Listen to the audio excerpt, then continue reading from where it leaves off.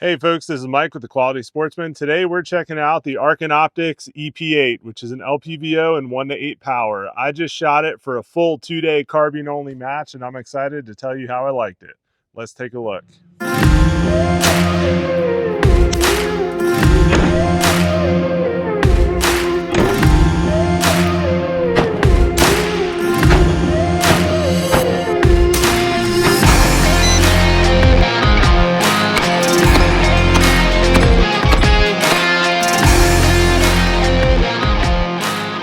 Hey folks, before we get into it, I'd ask that you go ahead and subscribe to the channel. That will help me grow the channel and bring you better content each week. Thanks. All right, so I decided to come to you from the beautiful mountains of Western North Carolina today instead of inside the workshop. Hope you enjoy the view. All right, so I shot the Arken Optics EP8, which is their LPVO, stands for Low Power Variable Optic. I've been hearing a ton about how good Arken scopes are for the money, and I wanted to check it out. My long range scopes are covered. I have high power scopes on my longer range guns. So I really needed an LPVO on short notice to shoot the IWI Vortex Carbine World Shootout down in Clinton House, South Carolina this past weekend. Now, normally I do like to do the long range stuff, but I really want to get better at my short range, 3-gun style carbine shooting.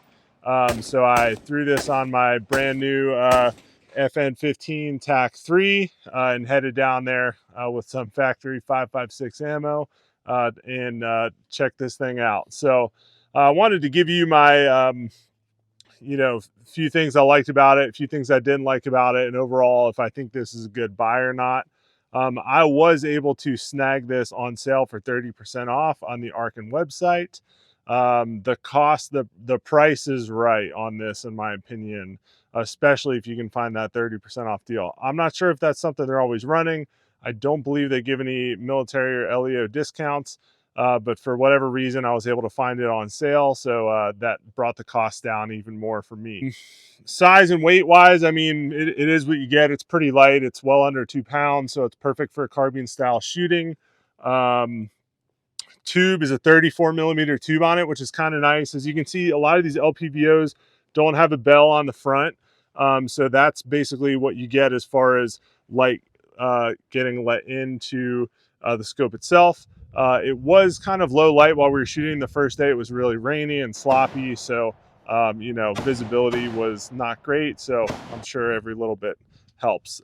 It does run on a battery, so on the left side here, it has a knob to turn on the illumination in the reticle, which is nice, but another consideration, now you got to make sure you have extra batteries on hand and things like that.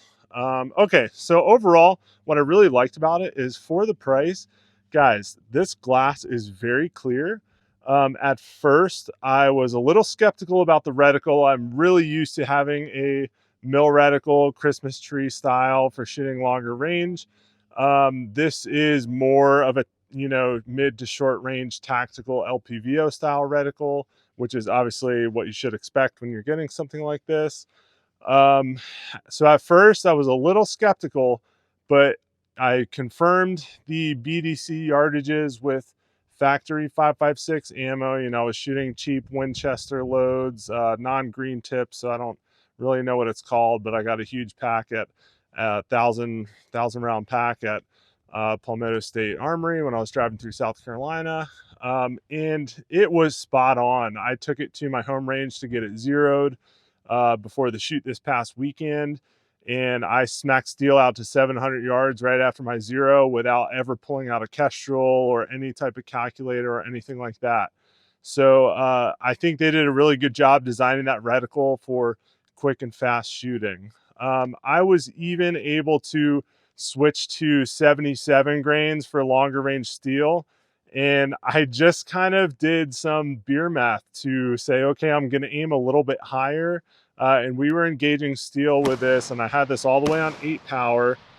We were engaging steel out to 560 yards, and guys, I never missed a single steel target. I hit them all out there, and those were the stages that I did best on because personally I'm most comfortable shooting that far, and that's what I do normally is, have ARs that stretch out that far. So the reticle is really great.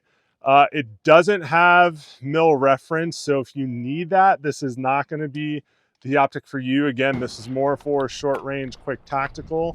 So that's a bit on the reticle. I'll try to put some pictures overlaid on the video so you can see what that looks like. But overall, that was a positive for this style shooting. Only a few engagements up to 560 yards. Most of them were very close. And those 25 to 35 or 40 yard shots that were on the really small paper targets that USPSA uses, getting those A-zone hits is tough, but I was able to dial this up to like 2 power, still be able to use it for those short range engagements when I wasn't using the side mounted red dot, and was able to, you know, get those A-zone hits by looking through the main scope on a little bit more power. So overall, the reticle was great. The clarity of the glass for the price was great. You know, I'm not going to say it's as clear as like a, you know, Vortex Razor or a Night Force. Those are totally in a different class. But for me and what I was doing with this, the clarity and the reticle and the overall usability was fantastic.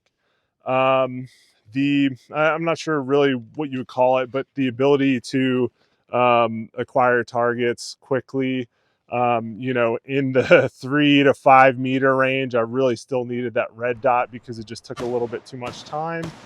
You can see on this video that I'm showing here, for every target I had to come off of the main scope. Again, that's not really anything against the scope. That's just a consideration for, you know, saying that it's hard to find one optic that does everything up, you know, from, you know, 1 to 3 meters all the way out to 560.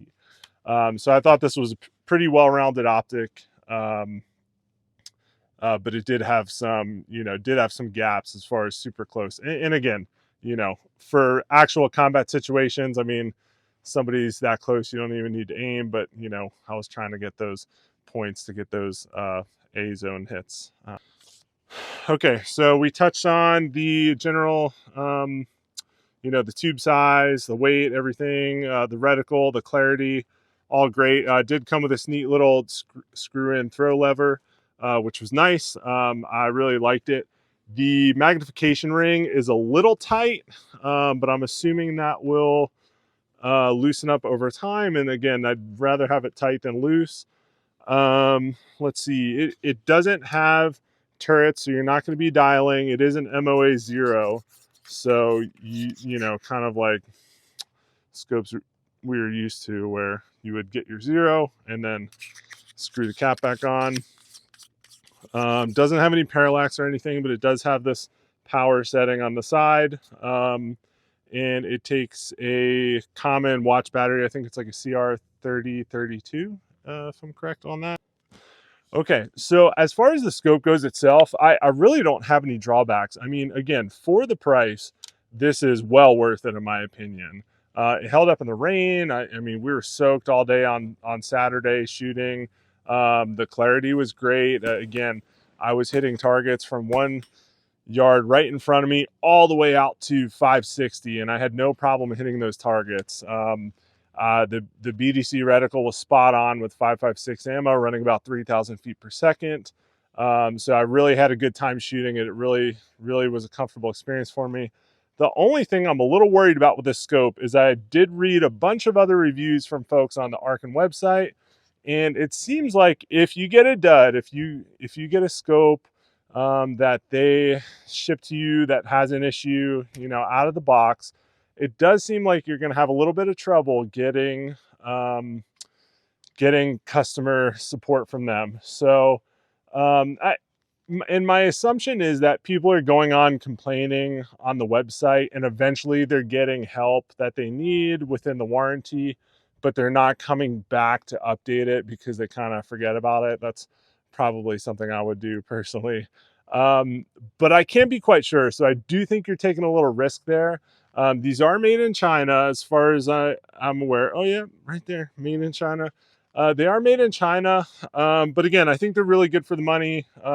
You know, unfortunately, we can't afford everything made in the USA because it's very expensive. So again, taking a little bit of risk there. I did see a slight theme from many folks about not being able to get that customer support from Arken. But you know, out of the total set of people that buy this scope from them, I'm sure that that's just a very small percentage. So overall, I think this is a great buy. I was very pleased with it. I also have a Strike Eagle that I was going to compare, but with the limited time, I'm shooting a lot of matches. I got a lot of work travel coming up. I think I'm just going to leave this on for now because I shot so well with it. It was so easy to understand and shoot straight out of the box that I'm just going to run it for my next few matches coming up. I have confidence that I'll be able to hit from, you know, up close all the way out till 600 yards, no problem. So again, that's my hot take on the scope. I did shoot it for a full weekend, you know, have a probably 500, 600 rounds through it between practice and that match. And I really did well. I did not feel like I was limited by this optic. So I think it's a good choice, especially for the price. I was really impressed with the clarity, with the reticle and the features you got from it.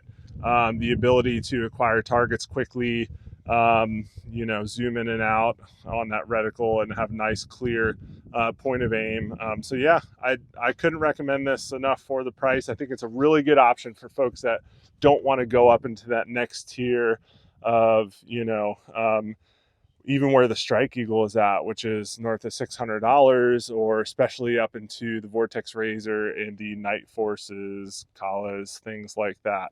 Obviously, those, you know, if you have the money and you want to spend it and you do this type of shooting a lot that requires LPVOs, you're probably going to want to go with those. If that's you, you probably already have it, so this may not even apply. If you're like me, where you're mostly using longer range scopes, you know, in the 4 to 30 type magnification range, and every once in a while you need something that's you know, for more tactical close-up shooting, I think this is going to be perfect for you. So I hope this review helped. If you have one, if you like it or don't like it, let me know. I'd be curious to hear your thoughts on it. But that's this review for now. So hopefully it was helpful, and good luck. Take care, and we'll see you next time on The Quality Sportsman.